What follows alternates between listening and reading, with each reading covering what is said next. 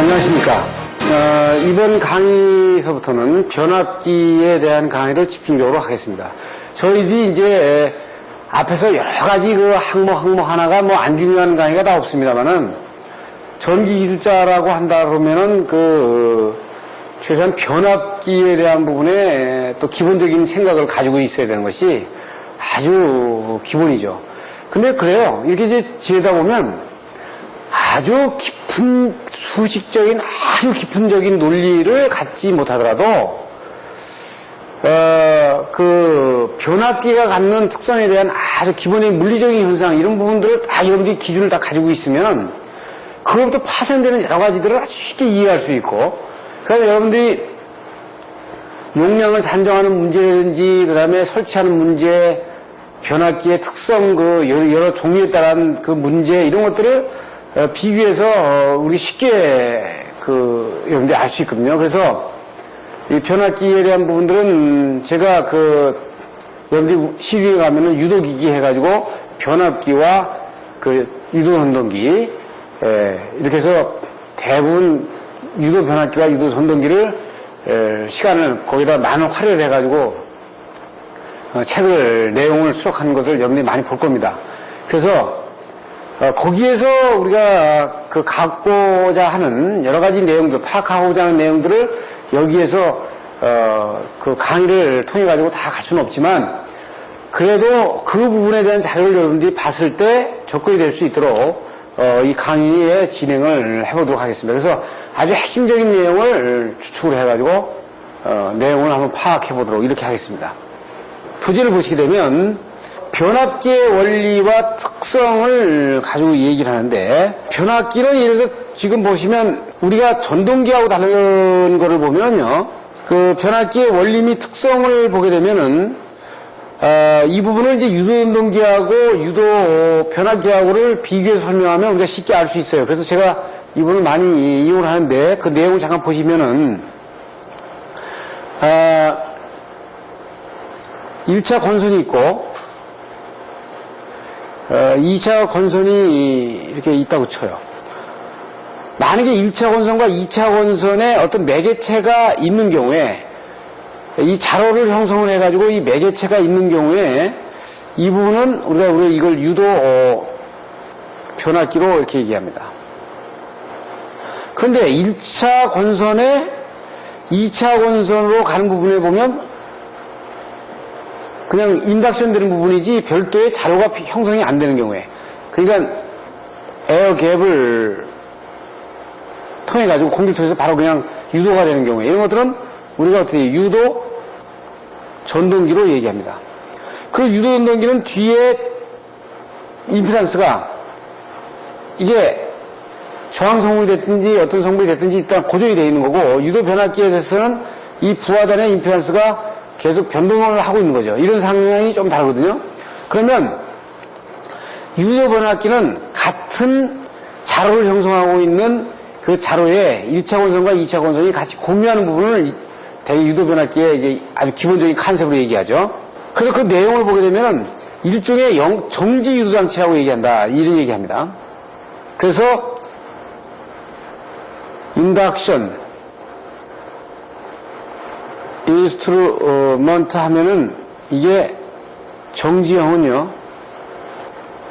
이게 변압기를 얘기하는 거고 로테이션형은 이것은 그 전동기를 얘기하는 거죠. 그래서 이 변압기는 미국의 윌리엄 스탠리가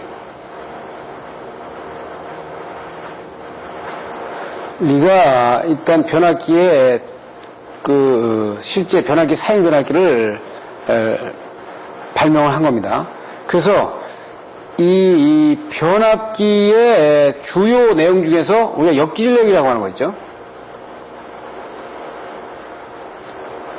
이건 발명보다는 발견자인이 저기 하겠죠. 발견자로 얘기해야 되겠는데 역기전력을 처음으로 규정한 겁니다. 그러니까 1차에다가 어떤 전압을 어떤 방향으로 인가를 했더니 2차에 어떤 외부로부터 소스가 없는데도 역방향으로 똑같은 크기의 전압이 걸리더라는 얘기입니다. 그래서 이 역기전력에 대한 이 내용을 변압기에다가 적용을 시켜가지고 우리가 1차 전압을 2차 전압에다가 옮겨주는 역할의 변압기를 이용하는 겁니다. 지금 1번식에서 보는 것처럼 지금 보게 되면 이 완전압을 한 방향으로 인가를 하게 되면 2차 유기된 전압이 이 두 방향으로다가 인가가 되는 겁니다. 역기전력이 발생이 되는 거죠. 그래서 이것은 어떻게 되어 있어요? 여기 턴수와 관계가 되죠. 나머지들은 이 턴수와 나머지들은 어떻게 되어 있어요? 일반적인 정수로 원래는 이 턴수가 또 달라지게 되면 이 파이가 조금씩 달라집니다만 일단 그걸 같다고 인정하면 우리가 N1과 N2에 대한 부분을 가지고 얘기를 해요. 그래서 여기 내용에서도 반드시 어떤 부분에 대한 등가를 얘기할 때 이제 가정이 들어가는데 제가 앞에서 강의할 때 뭐라 그랬어요?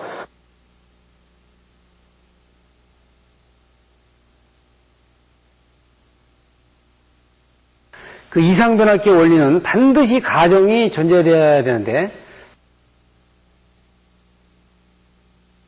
즉, 그 변압기의 등가회로란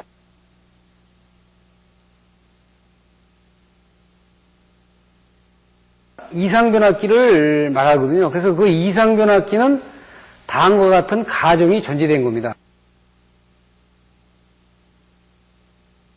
그래서 첫째, 변압기의 내부의 모든 권선의 저항은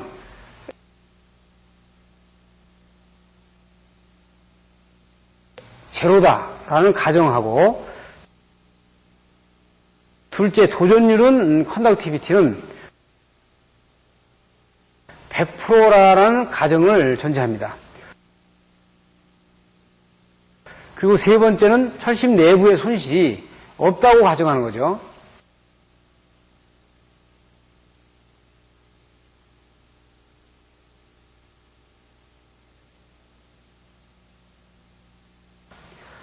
그리고 네 번째는 그 모든 자속이 모든 전선과 그 손실이 없이 쇄교한다는 가정하에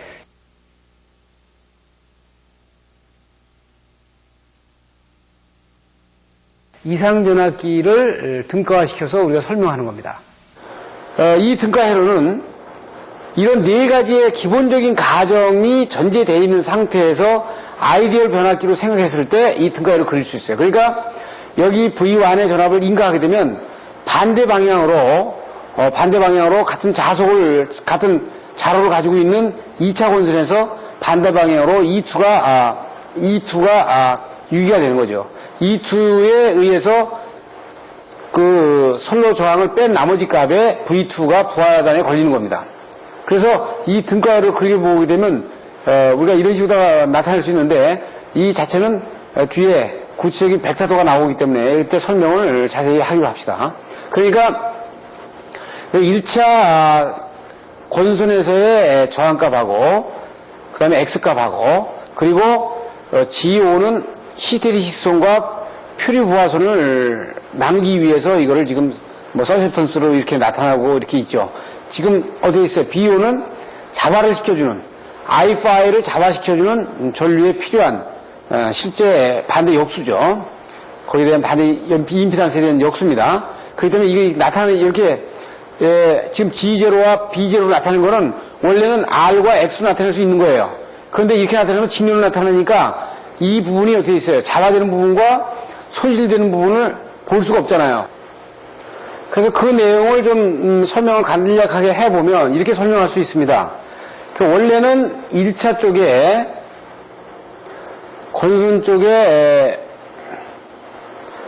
전류를 I1이라고 하고 이때 권선의 저항 R0, X0 여기에 걸리는 전압을 E1이라고 하고 이 공급 전압을 우리가 V1이라고 지금 얘기하고 있죠.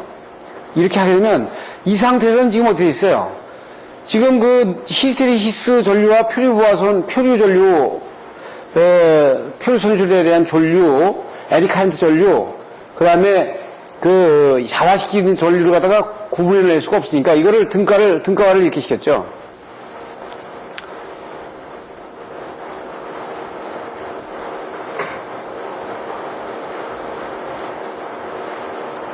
이렇게 시킨 겁니다. 그래서 요 부분을 뭐로 봐요? 요거를 여자 콘덕턴스, 이거를 여자 서셉턴스. 여기서는 어떻게 있어요? B0, 여긴 G0로 얘기하고 있죠. 그러면 여자 콘덕턴스 쪽으로다가 흐르는 전류는 이거 어떻게 있어요? 히스테리시스 전류하고 그 다음에 에디 카렌트 전류가 이쪽에 들어가고요. 여기는 실제 자화를 시키기 위한 I5가 되는 거죠. 자화를 시키기 위한 전류가 되는 거예요. 요거 합이 지금 여기 돼요. I1이 되는 겁니다. 그래서 지금 보시면 이렇게 직렬을 나타냈을 때 이 부분을 나눠서 못 보니까 이걸 역수로다가 이게 지금 나눠서 설명을 지금 하고 있는 겁니다. 그래서 철심과 2차 측에 대한 부분에 2차 측의 접속 부하 전류 I2에 대한 부분을 우리가 일반적으로 이렇게 볼 수 있어요.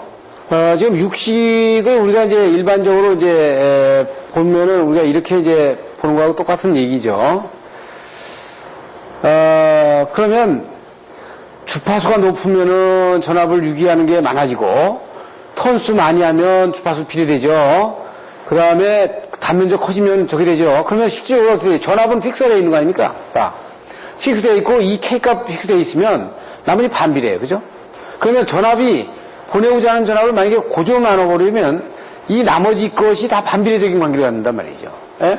그래서 지금 일반적으로 이거를 철심 단면적을 나타낼 때는 우리가 이런 식으로 다 나타내주는데 여기서 얘기한 건 뭐예요? 즉 철심 단면적은 권수와 자석 밀도의 반비례하고 권선의 도체 단면적에 비례한다. 그 임피던스 환산은 우리가 오음법에서 많이 얘기했듯이 어쨌어요. 2차 측에서 만약에 1차 측에서 본 임피던스를 2차 측 거를 환산하는 방법하고 2차 측에서 1차 측 임피던스를 환산하려면 이 권수비대로 권수비를 가지고 넣어서 환산이 돼야 되겠죠. 그렇게 해야 그 전체 임피던스 맵을 똑같이 그릴 수 있는 거니까 그건 당연한 얘기예요. 그래서 1차 전류와 2차 전류를 나눠놓고 이때 권수를 가지고 있으면 실제 1차 때의 임피던스와 2차 측의 임피던스, 고유 임피던스를 가지고 있으면 이거를 1차 측에서 봤을 때 1차 측 전압보다가 전부 다 2차 측 임피던스를 환산하는 방법이 있고 2차 측 전압으로 기준해가지고 1차 측 전압의 임피던스를 2차 측 전압으로 환산하는 방법이 있다 이거죠. 그렇게 된다는 얘기는 우리가 이식을 가져갈 수 있어요. 그렇죠? 이식 내에서 어떻게 돼요? 이런 E2는 이런 관계를 갖는다 그러면 여기서 어떻게 되어 있어요? G2를 이렇게 여기다 넣어가지고 전개시킬 수 있지. 어? 그래서 1, 2차 측 환산하는 방법에서는 권수비의 2승으로 환산한다는 방법을 우리가 꼭 기억을 하고 계시면 돼. 이것은 우리가 단락전류 구할 때 오음법에 대해서 얘기한 거하고 똑같은 얘기를 지금 하고 있는 겁니다.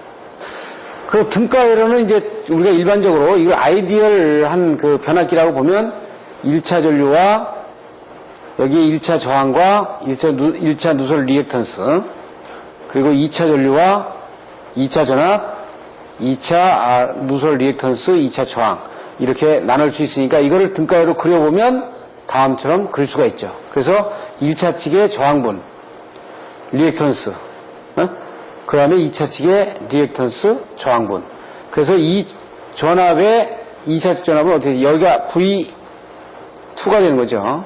이렇게 그리면 지금 반대로 되어 있는데 지금 이걸 엄격하게 보면 여기가 되어 있어요. 지금 앞에 로테이션으로 하면 이게 E1이 되고 이게 V1이 되면 이게 바뀌어졌는데 원래 앞에는 지금 전원 공급식이 V1으로 되어 있고 그렇죠?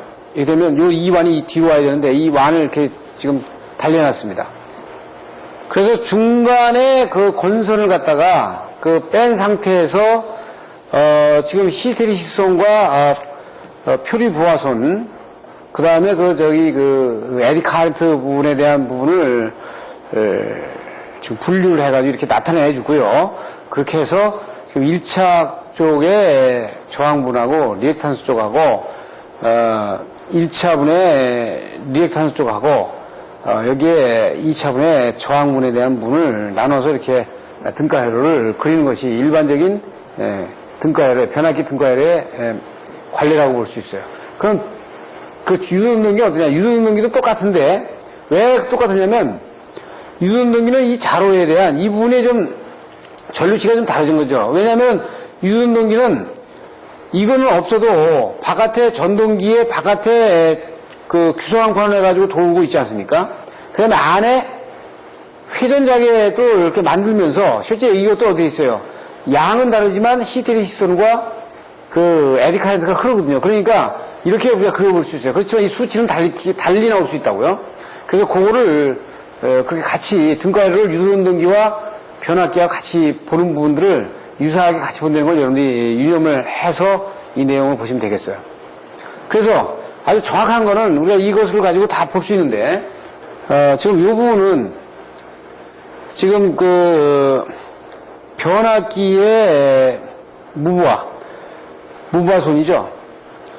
무부하손실에 들어가는 전류단 말이에요. 전류. 그러니까 즉 철손에 들어가는 거예요. 철손이니까 거기는 에디 카렌트하고 히스테리시스톤이 들어가고 이건 자화시키기 위한 거기 때문에 어떻게 있어요? 자화시키기 위한 거기 때문에 여기는 자화전류의 항목이라고 보시면 돼. 그러면 어떻게 있어요? 요 지금 IH하고 E는 요건 자화시키기 위한 I5고요. 요 I5의 전류가 벡터가 되는 거고 요거에서 히스테리시스톤과 에디 카렌트가 이런 방향으로다가 전류가 되죠. 지금 합이 I2가 되는 겁니다. 여기 I0가 되는 거예요. 여기.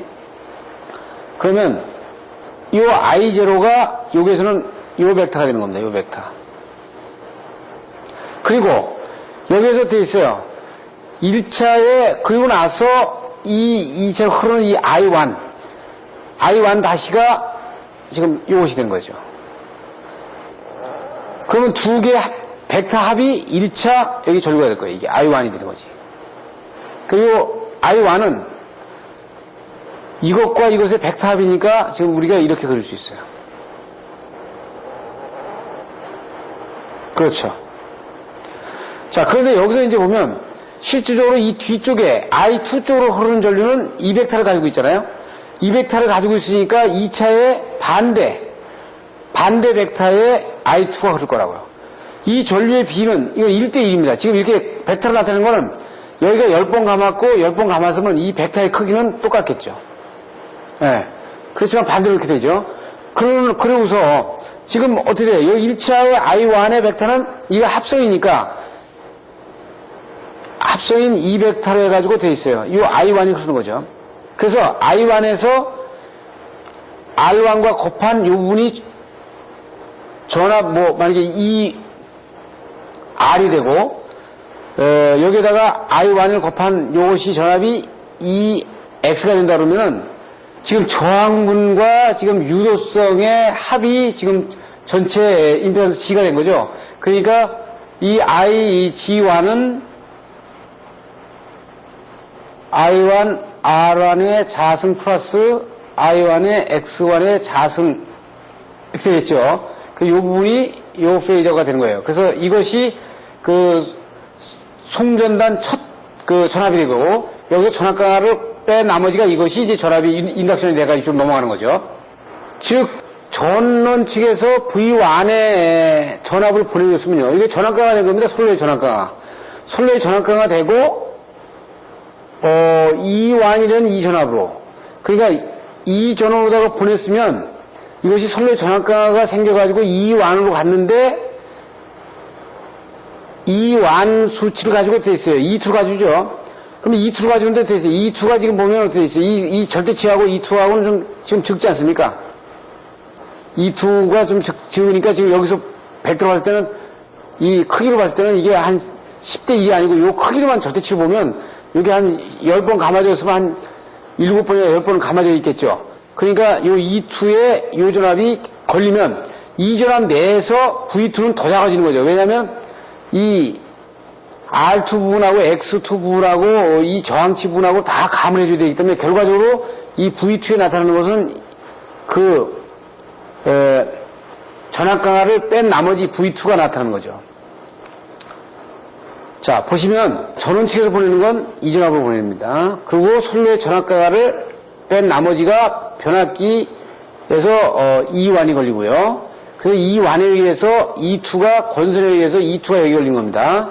그리고 받아서 이 선로의 임피단스와 부하 임피단스를 빼줘야 되니까 여기에 대한 그 전압 강화를 뺀 나머지 상태가 여기 걸리는 거죠.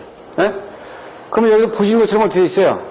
지금 이거 같은 경우는 저항과 인덕티비티 리액탄스를 가진 것이란 말이에요. 그러면 그 원선도를 이렇게 그릴 수 있어요. 그럼 만약에 용량 쏘이면은 이 페이저가 이 밑으로 내려오는 거거든요. 이 밑으로. 이 밑으로 내려오게 되면 이렇게 골려지니까 이 페이저가 위로 서겠죠. 그래서 이게 만약에 콘덴사가 들어가 있는 용량 쏘이면은 이 페이저가 밑으로 내려옵니다. 그래서 이 원선도는 위로 그려지는 이런 그래프를 그려주겠다. 지금 그러니까 용량 쏘일 때는 이렇게 그려지고 유도 쏘일 때는 지금 이런 식의 페이저를 갖겠다 하는 얘기입니다. 그래서 이 등가 회로하고 벡터도는 여러분들이 반드시 어떻게 보면 손수 그릴 수 있어야 되고요. 이걸 하나씩 잡아가면서 그 이 벡터도를 그려보시는 것이 상당히 여러분들이 완벽하게 이해를 하시는데 좋을 겁니다. 그리고 그 답안지를 쓸 때 명기를 할 때 이것들은 많이 전동기라든지 변압기에서 많이 인용을 해서 쓰기 때문에 여러분들이 이 내용을 숙지를 할 필요가 있어요. 그 변압기의 임피단스와 온도를 보게 되면 우리가 이제 일반적으로 변압기가 있으면 변압기의 퍼센트 임피단스가 얼마냐 이런 얘기 하지 않습니까? 뭐 퍼센트 임피단스가 5.5다, 퍼센트 임피단스가 뭐 7.5다 이런 얘기 하잖아요. 표준 임피단스. 표준 임피단스 얘기를 하는데 그럼 이것은 이 표준 임피단스는 어떻게 산출이 되느냐 하는 걸 보여주고 있는 겁니다. 자, 보시면 2차를 단락시켜야 되죠. 그러니까 2차를 단락시킨다는 얘기는 이 변압기가 갖는 저기는 2차를 단락시켜 놓고 2차의 부하에 큰 전류가 없다고 보고서 1차의 전류를 전격 전압과 전격 주파수를 전격 전압을 전격 주파수 전격 전류를 보내 가지고 순수하게 이 권선에서 이루어지는 전압 강화만을 고려한 부분을 치기 때문에 이때 임피단스를 본단 말이에요. 근데 이게 온도에 따라 달라지잖아요. 또 온도에 따라 달라지니까 대개 75도로 기준 임피단스를 환산한다. 여기 여러분들이 잘 알고 계세요. 그러니까 변압기 온도를 권선 온도를 75도로 놔가지고 환산하는 부분을 볼 수 있습니다. 그래서 퍼센트 임피단스라는 거는 그 75도대의 임피단스를 기준하는데 지금 앞에 단락 전류 때도 말씀드렸지만 어떻게 전격 전류, 전격 주파수, 전격 전압을 가했을 때 거기 임피단스 비였었기 때문에 지금 우리가 앞에서 배운 걸 다시 회상하면은 여기 부하가 있으면 이걸 볼티도 됐다고 했죠. 이렇게 디도되고 여기 임피단스 G가 있으면은 여기 정상 전류가 흐르고 정상 주파수가 흐르고 여기 전격 전압을 흘렀을 때 이 전격 전류와 임피단스 G에 의한 전압 강화를 전격 전압과의 B로 나타난 백분율 B가 퍼센트 임피단스다 이런 얘기 했어요. 변압기도 똑같다 이거죠. 왜냐하면 2차가 이거 2차 아닙니까? 2차인데 2차를 단락시켰잖아요. 단락시켰으니까 1차에 임피단스밖에 없죠. 이런 상태에서 전격 전압에 전격 주파수, 전격 전압을 거했을 때 이때의 전압 강화 B가 퍼센트 임피단스 G니까 똑같은 얘기입니다. 여기에. 네? 그래서 IR과 IX 거를 해서 이쪽 갖고 들어오면 IG가 되겠죠. 그래서 단락 전류를 산출할 때 우리가 상당히 많이 쓰는 부분을 보이는 겁니다. 전압 변동률은 이제 뭐만 달라냐면은 그 2차를 뭐 단락을 시키고 이 말만 빠졌죠. 그래서 자체 임피단스에 의한 전압 강화분과 전원 전압과의 B다. 그래가지고 E2와 E0의 B다. 이렇게 보시면 되겠어요. 즉, 전압 변동률 E0는 어떻게 해요? E0 마이너스 E2로 나눈 값이 되겠죠. 이렇게. 그래서 이 벡터도를 우리가 분해를 해보면, 벡터도를 분해를 해보면 우리가 이렇게 표현할 수 있어요. 그렇죠? E0는 E2에다가 이런 벡터를 지금 넣어놓은 부분인데, 이게 어떻게 되죠? 전압가가 생긴 부분이죠, 이게. 예? 이 전압가가 생긴 부분을 포함한 겁니다. 그러면 거의 같아지거든요. 그래서 우리가 이 전압 강화율은 이렇게 우리가 얘기할 수 있다. 이걸 따로 떼어가지고 P와 Q의 백분율을 나타내면, 우리가 또 이걸 P와 Q의 백분율을 나타내면 우리가 이런 식으로다가 전압 강화율을 나타낼 수 있어요. 그래서 이 지금 나타내는 수식은 앞에 이 벡터도를 전개한 부분에 불과한 부분을 보여주고 있는 거죠. 이제 우리가 그 일반적인 앞에 그 변압기의 등가율에 대한 기본적인 내용을 좀 봤고요. 거기서 그래서 전압 변동률이 왜 그 1차 변압기 그 임피던스만을 가지고 얘기하느냐는 걸 봤어요. 그러고 나서 우리가 이제 핵심적으로 다 변압기에서 아주 핵심적인 중심을 이루는 부분에 대해서 들여다보겠습니다. 왜냐하면 변압기 손실이 어떻게 되냐? 그 손실에서는 이제 자화되는 내용을 우리가 봐야 되는데, 잠깐 보시면은 변압기 입력이 들어가면요, 입력을 아마 출력과 손실로 나눠주는 값이 될 겁니다. 그래서 출력은 뭐예요? 입력 들어간 거에서 2차 전압과 2차 전류, 거기에 역류값을 곱한 값이 출력일 겁니다. 그래서 입력은 입력 마이너스 출력이 이게 손실이 되는데, 이 손실이 그러면 주내역이 뭐가 되겠느냐? 무부하손과 부하손, 그 다음에 냉각 동력 손실이 있다고 보는데, 이거는 지금 생각하지 맙시다. 이거 생각하지 말고 무부하손과 부하손을 보게 되면, 이 무부하손은 대개 우리가 철손이라고 얘기하죠. 무부하손 동손도 있지만 이것도 무시해버려, 대개. 자, 이것도 무시해버린다고요. 무시하고 대개 무부하손은 철손, 부하손은 뭐예요? 거의 이제 저항손과 표류부하손을 가지고 이렇게 얘기합니다. 그러니까 대개 손실을 얘기하면 이렇게 얘기한다. 철손과 저항손과 표류부하손. 그러면 이 철손에서는 뭐가 있냐? 히스테리시손과 와리손으로 나눠진다. 그래서 히스테리시손은 지금 우리가 이 시계에서 보는 것처럼 F의 주파수에 비례하고요. 지금 와리손은 주파수에 자승에 비례한다고요. 그리고 저항손은 이제 와이어의 콘덕티비티의 I 자승 R에 대한 거기 때문에, 이건 직류 저항군에 의한 1차 저항선과 직류 2차 저항군에 의한 2차 저항선 해가지고 두 개의 저항선을 가지고 있고, 그 표류부하선은 이제 어떤 규소광반의 형상이 어떻게 생겼느냐, 규소광반의 형상이 어떻게 생겼느냐, 이거에 따라서 생기는 손실이에요. 네, 지금 이걸 구체적으로 볼 겁니다. 그러니까 우리가 지금 볼 건 앞으로 이 무부하선과 부하선, 그리고 무부하선에서 철선과 저항선과 표류부하선이다. 그래서 철선에서는 히스테리시손과 와리손, 그 다음에 표류부하선을 집중적으로 세 가지를 집중적으로 그 구체적인 내용을 볼 겁니다. 그런데 이건 하나의 똑같은 맥에서 흘러가요. 왜냐하면 주파수에 관계가 되는데, 왜 그 자화할 때 주파수에 관계돼서 손실이 되느냐 하는 부분들을 알면 우리가 간단하게 그 개념을 정립할 수 있습니다. 자, 우리는 그래서 지금 부하선과 그 무부하선과 부하선의 지금 히스테리시손과 와류선과 저항선을 집중적으로 보는 것으로 하겠습니다.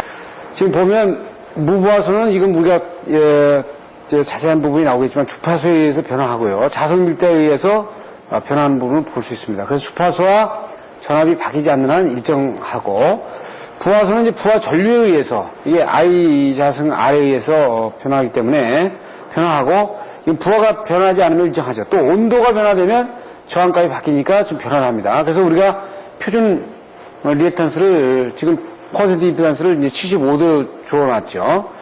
그래서 이것을 이제 우리가 크게 그려놓고 내용으로 들어가 봅니다. 우선 그 아주 중요한 우리 무부하선에 대한 부분을 보기 위해서, 철선을 알기 위해서는 지금 이제 우리 투자율 뮤를 가지고 얘기해야 되니까, 우리가 일반적으로 자기장, 자기장이나 자손 밀도라고 하는 밀도라고 하는 거는 투자율 곱하기 이 자기 강도거든요.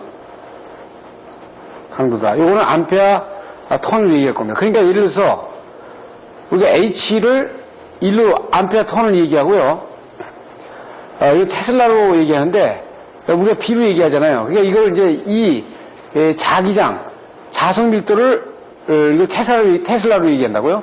그러니까 우리 히스테리시스 곡선 그릴 때, 이 부분을 가지고 할 때, X축과 Y축을 얘기할 때 이 BH를 가지고 얘기하죠. 그러면 여기 뮤가 투자율이 어떤 물질이냐에 따라서 달라진다. 그러니까 자기장의 자기강도 암페어 턴수를 똑같이 했는데 투자율이 어떤 물질이냐에 따라서 이 자석 밀도가 높기도 하고 낮기도 하다는 얘기예요. 그래서 이 뮤는 우리가 진공의 투자율과 비투자율로 곱을 해서 지금 뮤 값을 나타내준다 이렇게 얘기합니다.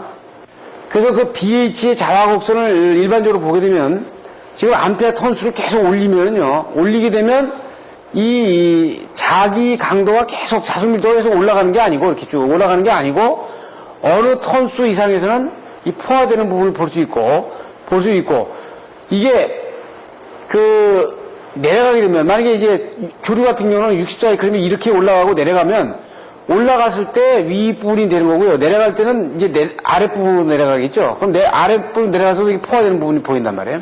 그럼 이게 어떻게 있어요?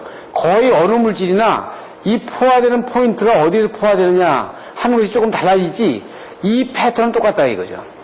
어떤 암페어 턴수를 쭉 가다가 일찍 포화되느냐 좀 늦게 포화되느냐 하는 차이가 다른 거지 거의 모든 자성체가 유사한 곡선을 가지고 있어요. 그래서 요새 뭐 아몰파스라든지 페라이트 같은 경우는 상당히 이 곡선이 그 아주 짧게 포화점도 짧고 다시 원위치되는 부분이 굉장히 짧게 나타나는 부분을 나타낼 수 있습니다만 이런 물질에 따라 조금 달라지지 일단 포화되는 부분은 어디서 포화되느냐 하는 것은 다 똑같다는 얘기예요. 그래서 일반적으로 지금 그 pH 값을 그 연철에 대한 부분을 우리가 pH 값을 자화곡선을 나타내는 부분이 이렇게 곡선을 나타낼 수 있고요. 그림으로 데이터를 나타내면 지금 밑에처럼 나타낼 수 있다.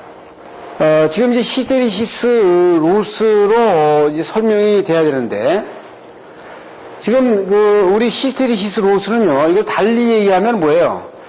이게 편극 그 효과가 외부의 그 자기장을 지체시키는 이 효과를 갖다가 이게 그 히스테리시스 로스라고 하거든요. 그러면 이걸 가지고 제가 좀 잠깐 설명을 좀 해보겠습니다. 지금 보세요. 만약에 교류를 60사이클을 걸면은 지금 변압기에다가 60사이클을 걸면은 자 보시면은 여기서 어떻게 있어요? 1초에 지금 60Hz면은 120번을 지금 왔다 갔다 하지 않습니까? 한 번은 이쪽으로, 한 번은 이쪽으로. 120번을. 그러면 어떻게 있어요? 이쪽으로 간 것에 의해서 역기전력이 한 번은 이쪽이 발생이 될 거고, 이거에 의해서 또 이쪽도 이렇게 발생이 되죠. 그러면 이것과 똑같이 이쪽으로 다 연결을 해주니까 이쪽 안에서의 이 규소광판이 이 전류에 의해서 발생되는 자석을 갖다가 이쪽으로 다 옮겨줘야 될 거 아닙니까? 이 자석 옮겨준 거에 의해서 전류가 다시 발생이 되잖아요. 그러면 이 규소광판도 똑같이 한 번은 이쪽으로, 한 번은 이쪽으로 120번을 왔다 갔다 하는 겁니다. 120번을 왔다 갔다 하는 거예요. 그러면 이 에너지를 60사이클을 만약에 넣어준다고 보면은 한 번은 일로 올라갔다가 한 번은 밑으로 내려가거든요. 그러면 올라갔을 때 수직으로 올라가가지고 갔으면은 이게 에너지를 자기가 먹은 겁니다. 먹었을 때 내려가게 되면 이 에너지를 다시 뿜죠. 내주죠. 내주고 다시 이쪽 에너지를 먹고 이 에너지를 다시 뿜어주면 이게 100%의 효율을 갖고 있는 거예요. 그러니까 이게 수직이면 만약에 이게 H의 B라고 보면 이 부분에 올라가면서 이 에너지를 규소광판이 가지고 갔다가 위로 내려갈 때 다시 내주고요. 그 다음에 다시 내려가는 부분에서 에너지를 갖고 다시 올라가면서 내주고 하면 100%의 에너지의 효율을 갖고 있는 거예요. 근데 이게 이렇게 안 되고 올라갈 때 쭉 올라갔다가 내려갈 때 이렇게 내려온다고요. 그렇다는 얘기는 이 규소광판 자체가 이 에너지를 가지고 있어 버리는 거죠. 그러니까 바깥에 나오는 아웃풋의 에너지는 이거밖에 안 되는 거예요. 그러니까 이것이 손실이 되는 거예요, 손실이. 이 부분이 손실이 되는 거죠. 에? 그러면 그거의 조합이거든요, 이게. 에? 그러면 이 내용을 가지고 이제 풀었어요. 어떻게 돼요? 이게 이렇게 올라갔으면은 이게 인풋된 에너지 양이에요. 이게. 근데 만약에 이게 이렇게 떨어졌다, 이렇게.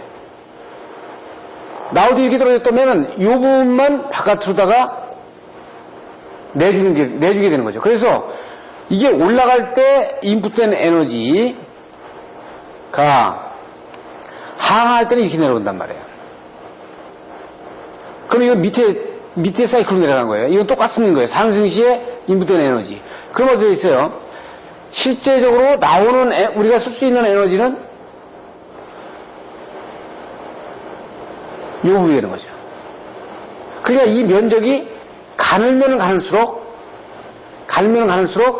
우리가 사용할 수 있는 에너지는 크다. 즉, 무슨 스프링이 이 스프링인데 눌러갔다가 다시 튕겨 나오는 것이 정상대로 완벽하게 어떻게 해요? 완전히 들어갔다가 100% 나오면 거의 100% 스프링이 능력을 가지고 있는 건데 눌렀다가 노니까 됐어요. 요만큼밖에 다시 튕겨져 나오지 않았다 그러면 이 부분이 마이너스 되는 거거든요. 손실이 되는 거예요. 이 스프링 자체가 갖고 있는 그 관성으로다가 들어가 버리는 거죠. 그래서 그러면 어떻게 주파수가 증가하면 로스가 왜 증가하냐? 이게 60번 왔다 갔다 하면 60번의 면적이 설정이 되는 거고 120번 왔다 갔다 하면 곱하기 2가 되는 거 아닙니까? 그러니까 이 주파수가 많게 되면 이 히스테리시스 곡선에 대해서 면적이 2배 증가되는 거나 마찬가지예요. 만약에 60사이클 쓸 때와 120사이클 쓸 때는 똑같은 규소강판을 가서 쓰더라도 120사이클을 쓰면은 발열이 2배 더 나는 거나 똑같은 이치가 이 내용 가지고 얘기하는 거다 그죠. 그래서 우리가 그 변화에 따른 BH 자화곡선을 이제 그려보면요. 만약에 어떤 C라는 시간 함수에 따라서 지금 그 암페어 턴이 이런 형태로 다 달라진다 그러면 보면 지금 히스테리시스 곡선은 또 일정한 패턴을 가지고 있을 거다.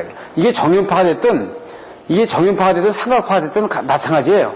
이 볼륨의 이 히스테리시스 곡선의 볼륨의 크기가 많으냐 적으냐의 차이지 이건 일정하게 만약에 된다면 이 히스테리 곡선은 아주 일정한 패턴을 이룰 거다 이거죠. 만약에 이런 파형이 있다고 그래요. 제로에서부터 시작을 해가지고 제로로 끝난다. 이런 파형은 어떻게 되겠냐? 이 제로점에서 시작을 해요. 스타트. 여기서부터 돼가지고 이렇게 커지고 이렇게 커지는 겁니다. 이렇게 커져서 커져서 맥시멈에 왔다가 맥시멈이 온 거는 이 점이죠. 왔다가 다시 안으로 들어가면서 적어지겠죠. 예, 곡선이 이렇게 되는 거예요. 그러니까 즉 만약에 파형이 이렇게 됐다 그러면 제로점에서부터 시작을 해가지고 조그맣게 히스테리시스 곡선이 커지면서 맥시멈 갔다가 다시 적어지는 이런 형태를 가져갈 거다는 얘기예요. 자, 우리가 이제 규소강판에서 가장 중요한 이게 자화 과정을 보는 겁니다. 규소강판에서. 자, 그러면 규소강판이라는 거는 여러분들이 어떻게 생각해요? 변압기만 씁니까? 변압기, 모터 다 들어가잖아요. 예? 유도기기는 다 들어가는 겁니다. 그럼 규소강판에 만약에 교류가 인가됐다. 그러면 이 현상이 다 나오는 거죠. 똑같이. 예? 그래서 이 자화 현상에 대해서 우리가 반드시 알고 가야 돼요. 이 부분을 반드시 알아야 되는데 지금 이건 뭐냐면 외부에서 자개를 이런 그 안에 자성체들이 랜덤하게 이렇게 설치되어 있는데 지금 랜덤하게 지금 자구를 가지고 있는데 여기가 외부 자개를 팍 주워버리면요 이놈들이 움직이는데 그 움직이는 것에 대한 토르크는 어떻게 돼요? 자기 모멘트에다가 벡터에다가 자기장의 크기 벡터거든요. 그래서 이것에 의해서 어떻게 돼요? 이 토르크의 모멘트가 생긴다고요. 자, 그럼 이걸 어떻게 얘기하면 되냐면, 이건 너무나 중요한 일이죠. 지금 제가 지금 파워포인트로 하니까 여러분들한테 이 부분을 상당히 아주 자세하게 얘기할 수 있지. 이걸 전부 다 판서를 해가면서 하면요. 그래서 지금 요번에 제가 자료를 준비하면서 이 강의를 하다 보니까 상당히 시청각적으로 좋은 부분이 있어요. 자, 우선 이 도메인 월을 얘기하기 전에 잠깐 여러분들이 잠깐 봐야 될 게 있어요. 자, 보시면은 만약에 H2 같은 경우 봐봐요. H2O 같은 경우는 산소가 하나에 수소가 두 개란 말이에요. 그러면 산소가 원자 핵이 있고 이 바깥에 가전자가 돌겠죠, 이렇게. 가전자가 돌고 수소가 원자 핵이 두 개고 여기에 가전자가 이게 하나 도는 거예요, 이게. 이렇게 돌죠. 그러면 이 부분과 수소 원자 핵의 관계에서 두 개에서 이게 한 120도가 조금 넘죠. 123도가 정확하게 잘 모르겠는데 여기도 벡터 합이 될 거 아닙니까, 이렇게. 그러면 이것을 이런 방향으로다가 이렇게 하려고 그래요. 그러면 물이라는 H2O의 분자를 보게 되면 어떤 방향을 이렇게 가지고 있다고요. 그게 이 안에서 돼 있어요.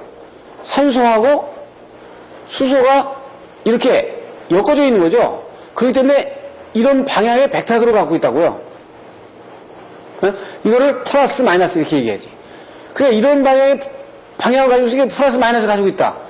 그러면 만약에 지금 물이 있다고 그래요, 이렇게. 물이 있는데 물이 있으면 물 H2O가 앞에 부분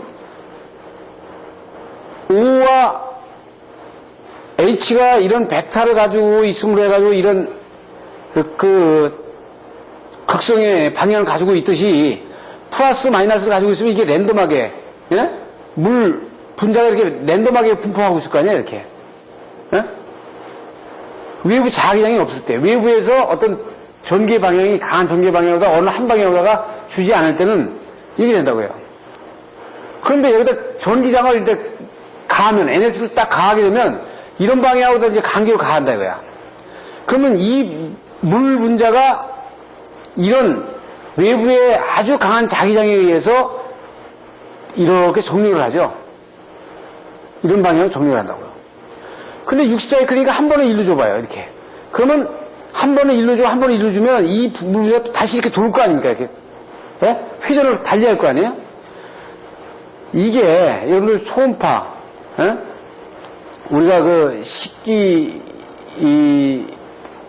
세척기에서도 쓰고, 그렇지 않으면 또 일반적으로 우리가 음식을 데울 때 쓰는 것은 전자레인지에다가 집어넣는다 이거야. 전자레인지가 집어넣는 이런 그 음식들은 다 물로 다 이어져 있다고 말이에요. 물로 이어져 있으니까 그 전자레인지 안에서 수백 메가헤르츠로다가 플러스 마이너스를 돌려주니까 이 물 분자들이 계속 돌아갈 거 아닙니까? 수백 메가헤르츠로. 그렇기 때문에 여기서 돌면서 엄청난 열이 발생이 되는 거예요. 내부적으로 익는 거죠. 지금 이것처럼 외부에 아주 강한 전기장이 인가가 되면 이 외부의 전기장에 따라서 이 분자의 축이, 전기장의 축이 이렇게 이동하는 겁니다. 그래서 이 이동이 아주 빠른 부분이 잘 되는 것이 아주 우리가 강자성체라고 하는 거예요. 에?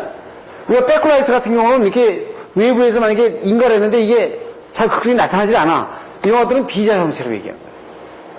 그러면 자석 같은 경우는 이것이 아주 고정이 되어 있는 겁니다. 자석은 이걸 한번 띄면 이게 랜덤하게 돌아가는 게 아니라 항상 이런 방향을 가지고 있어. 그래가지고 어떻게 있어요? 이게 N극, S극 이렇게 되어 있으면 이게 한 방향으로 다 이게 고정이 되어 있어요.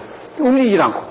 그래서 이 도메인 월이 움직이는 걸 보면 만약에 이쪽으로다가 외부 자기장이 인가가 되면 이 도메인 월이 이쪽으로 쫙 밀려갈 거 아닙니까? 그래가지고 어쨌든 이쪽 힘을 받으니까 이 화살표가 커지고 이쪽을 집어줄 거예요. 지금 이런 식으로. 이쪽으로 주면은 이쪽으로 밀고, 만약에 이 방향으로 주면은 이 방향으로 밀 거예요. 그러면 60사이클이니까 어떻게 됐어요? 이것이 계속 왔다 갔다 하겠죠. 이 도메인 월이 계속적으로 왔다 갔다 한다 이거예요. 몇 번? 120번. 1초에. 120번 왔다 갔다 하는 거예요. 예? 그러면 이 도메인 월이 얼마냐면 두께가 10의 마이너스 8에서 10의 마이너스 7m 정도니까 수백 어토믹 다이아메터가 되거든요. 그러면 이 도메인 월을 이렇게 확장해서 보면 이렇게 확장해서 볼 수 있다 이거죠. 그러면 이게 어떻게 있어요? 이렇게 화살 표시를 이렇게 이런 식으로다가 전기장의 외부의 힘을 받아가지고 극성이 달라지겠죠. 이게 달라진단 말이에요. 그래서 외부 힘을 받으면서 경계가 이동을 하는 거야, 경계가. 외부 자기에 의해서. 근데 어때요? 64, 우리가 변압기는 한 번은 일로, 한 번은 일로 해가지고 64를 계속 밀고 저기 반복을 하지 않습니까? 반복을 하니까 계속 이 도메인 월이 120번을 왔다 갔다 하는 거죠. 왔다 갔다 하는데 어떻게 있어요? 자, 보시면은, 이 도메인 월이 100% 일로 갔다가, 한 번 일로 밀었을 때는 이게 100% 이쪽으로 갔다가, 일로 밀게 되면 이게 100% 일로 온다 그러면은, 이거 아주 효율이 100%죠. 왜? 갔다가 오니까 그 에너지를 다 바깥으로 내는 거니까. 그런데, 이게 그렇게 되지는 못하고, 중간에서 시작을 했는데, 이쪽으로 밀 때는 요만큼 갔다가, 그 요만큼 에너지가 지금 그냥 있는 거예요. 이쪽으로 미니까 또 이건 나올 때는 요만큼밖에 못 와. 그래서 요만큼만 왔다 갔다 만약에 한다 그러면은 이만큼이 지금 손실 아닙니까? 네? 이게 히스테리시스 곡선의 면적을 차지하는 거예요, 이게. 면적이라고요, 이게. 네? 그러니까 이 면적이 어떻게 있어요? 이런 거는 이렇게 올라갔다 이렇게 내려온다 그러면 어떻게 돼요? 완전히 끝으로 갔다가 끝으로 나오는 거예요, 이렇게. 이런 부분이 밀었는데 이만큼 갔다가 다시 이만큼밖에 안 와. 그러니까 어떻게 이만큼 갈 수 있는데 이건 자체에서 힘을 가지고 있어요. 자체에서 자라면서 에너지를 가지고 있어. 네? 그럼 외부에다 내놓지 못하잖아요. 그러니까 이게 손실이 되는 거예요. 손실이. 이 곡선이 되는 거죠. 이게. 자, 이게 다 나왔네요. 히스테리고 희수곡선은 뭐예요? 즉 안에서 자구가 변동을 하면서 변동을 왔다 갔다 하면서 한 번은 그 에너지를 축적하는 거고요. 한 번은 이 방출하는 겁니다. 그래서 축적과 방출을 계속 반복하는 거죠. 그래서 한 사이클에서 축적하고 한 사이클에서 방출하고 한 사이클에서 축적하고 한 사이클에서 방출하고 그러니까 내가 받은 거를 그대로 내주는 거죠. 자, 제가 이제 여러분들 이해하기 쉽게 어떻게 지금 제가 그 강의할 때 얘기를 하냐면 이런 얘기를 제가 자주 하는데 잘 보세요. 여기 화면 보실까요? 여기 A라는 마을이 있어요. 여기 B라는 마을이 있습니다. 여기 셔틀 버스가 다녀요, 버스. 여기 버스가, 만약에 20인 버스가 다닌다고 그래요. 그러면 여기에서 지금 20명이 기다리고 있습니다. 20명이, 승객이. 그럼 버스를 20명을 태웠어. 태워가지고 여기서 B마을에 내려놓는 겁니다, 20명을. 그럼 이 버스가 다 비었죠. 비었으니까 다시 일로 가면 20명을 태우고 다시 20명을 이쪽으로 내려놓으면 이건 효율 100%입니다. 100%. 네? 100%란 말이에요. 그런데 처음에 태울 때는 버스가 비어있으니까 20명을 태웠어. 태워가지고 이 B마을에서 내릴 때 20명을 내려놓지 못하고 10명을 항상 태우고 다녀. 이게. 그러면 20명이 전후 20민승이니까요. 이 10명은 이쪽 뒤로 갔을 때 태울 거는 10명밖에 못 태우는 거죠.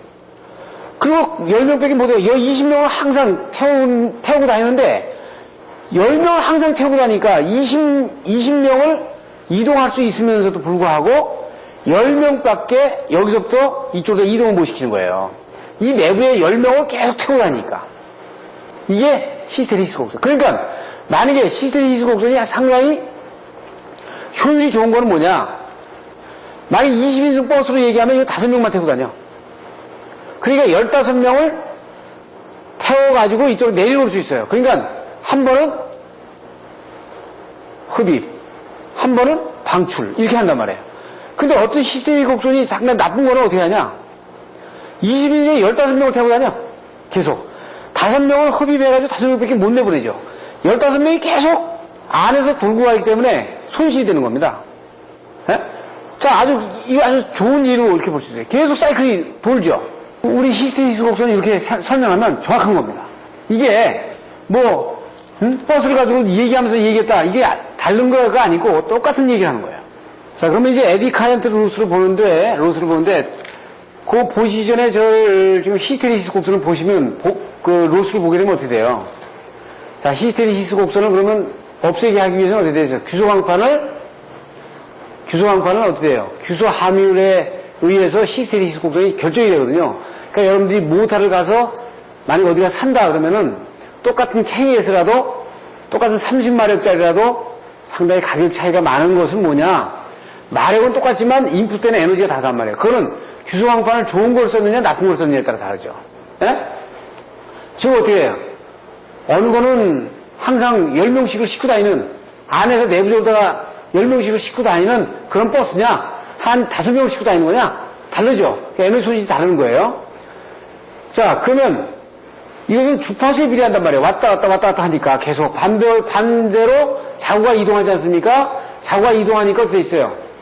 주파수에 비례를 하네요. 그러면 에디 카렌트 루스는 뭐냐? 에디 카렌트 루스는 여기 잠깐 보시겠습니다. 자, 여기는 이 에디 카렌트 루스를 조금 복잡하게 설명한 제가 강의를 다른 데서 한 내용인데 지금 이거를 간단하게 여러분들에게 잠깐 직관적으로 좀 보여드린다 그러면은 우리가 이렇게 설명할 수 있어요. 만약에 이런 동선에다가 10A를 흘릴 때하고 100A를 흘릴 때는 어떻게 달라요? 10A라는 걸 10개라고 치면 이게 하나, 둘, 셋, 넷, 다섯, 여섯, 일곱, 여덟, 아홉, 열. 전류가 10개 흘러가는 거 아닙니까? 만약에 100A라는 거는 전류가 여기 안에 어떻게 돼? 100개가 점하는 거예요. 그러면 한번 생각해 보라고요. 지금 10개가 나왔다. 그러면 이 전류에 의해서 자석방향이 이렇게 생겼다고 그래요. 이런 방향으로. 그럼 요것도 이렇게 생기겠죠? 이렇게. 그럼 요 안에서 어떻게 있어요? 요거하고 반대로 부딪히죠? 지금 요거 이런 방향으로 생기면 똑같이 요것도 이렇게 생기니까 요것이 어떻게 되죠? 요거하고 요거가 상쇄되죠? 상쇄된단 말입니다. 그럼 어떻게 됐어요? 결과적으로 이 끝에만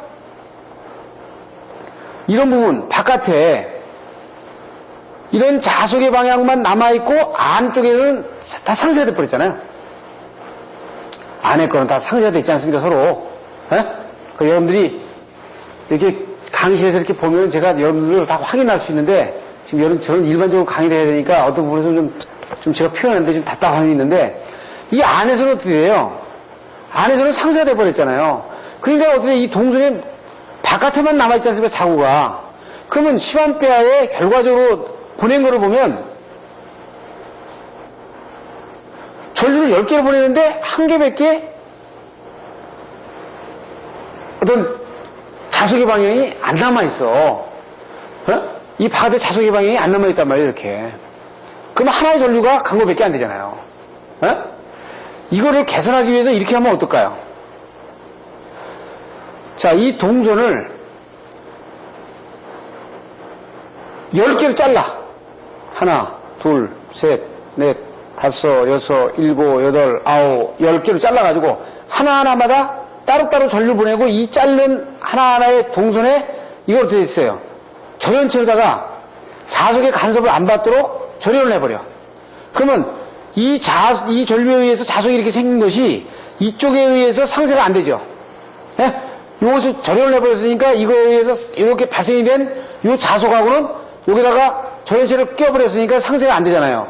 그러면 전류를 보낸 것이 어떻게 돼요? 10개를 다 보낸 값이 나오는 거지. 그러면 이게 10개를 짜기는 것보다 100개를 더 짜기는 게 낫죠. 100개로 분류하는 게 낫죠. 그러니까 규소광판은 어떻게 돼요?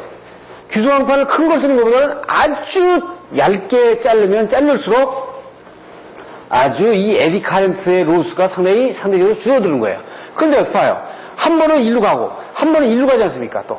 그럼 어떻게 돼요? 일로 가는 거에 의해서 또 자석이 이렇게 되면서 한 번은 이쪽으로 손실, 이쪽으로 손실이 아니야. 2배 손실이 되는 거 아니에요? 그래서 이 와전류 손실은 주파수의 자승에 비례해서 손실이 발생되는 거야. 그래서 이거를 자르면 자를수록 어떻게 됐어요? 이 에디 카렌트의 루스는 적어지는 겁니다. 지금 여기서 앞에서 지금 제가 설명한 이 그림을 가지고 설명을 했어요. 그래서 최근에는 일반적으로 이제 0.3에서 뭐 0.5mm로 세분하는 경우에서 최근에 되어 있어요. 아주 초극박형 규소광판이 나온다고요. 이게 0.1에서 0.055mm까지 또 이것이 어떻게 있어요? 아몰파스 같은 경우는 아몰파스 자성 재료 같은 경우는 0.025mm 자성을 이렇게 아주 초박형 나오니까 자르면 자를수록 규소광판에 의한 에디 카렌트 로스는 줄어드는 거다. 그러니까 변압기를 만들어도 어떻게 있어요? 짧게 자를수록 어제 단가가 많이 아주 정교하게 잘라야 되니까 돈이 많이 들어가는 거 아닙니까? 그러니까 똑같은 변압기 바깥에서 보이는 건 100kV라도 안에 규소강판을 어떻게 얇은 규소강판을 썼냐에 따라서 이 변압기의 로스는 엄청나게 달라진단 말이에요. 네? 그러니까 여러분들이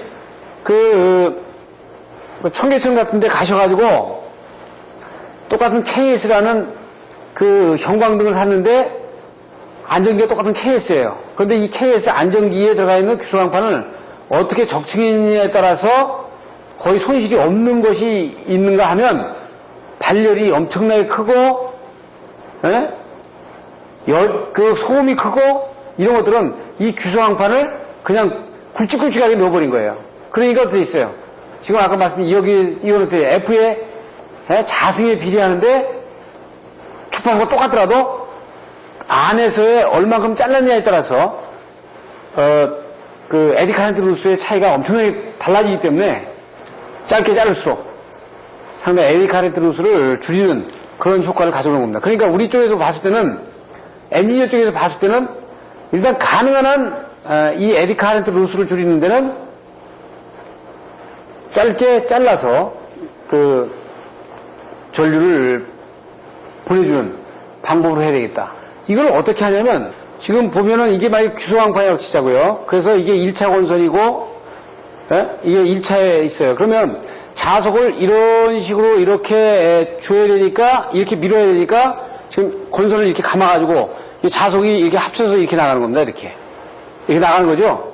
그럼 한 번은 일로 나가지고 한 번은 일로 나가지고 그럼 한 번은 이쪽으로 나가주는 거죠. 그러면 이것이 넓었을 때하고 좁았을 때하고 무슨 문제가 생기냐면 이 넓었을 때 여기 자체는 이렇게 여기 에디 카렌트 루스의 패스 전류가 이렇게 흔드는 거예요. 이렇게 이 방향으로. 이 얇을 때는 어디 있어요? 이 전류치가 상당히 적기 때문에 이 똑같은 전류가 자석을 미는데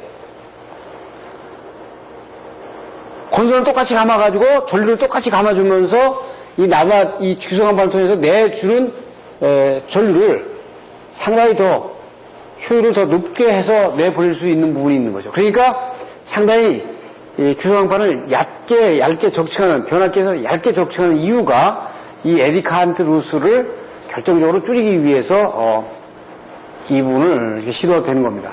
그래서 여기까지 이번 강좌에서는 변압기의 에디 카렌트 루스까지 강의를 하고요.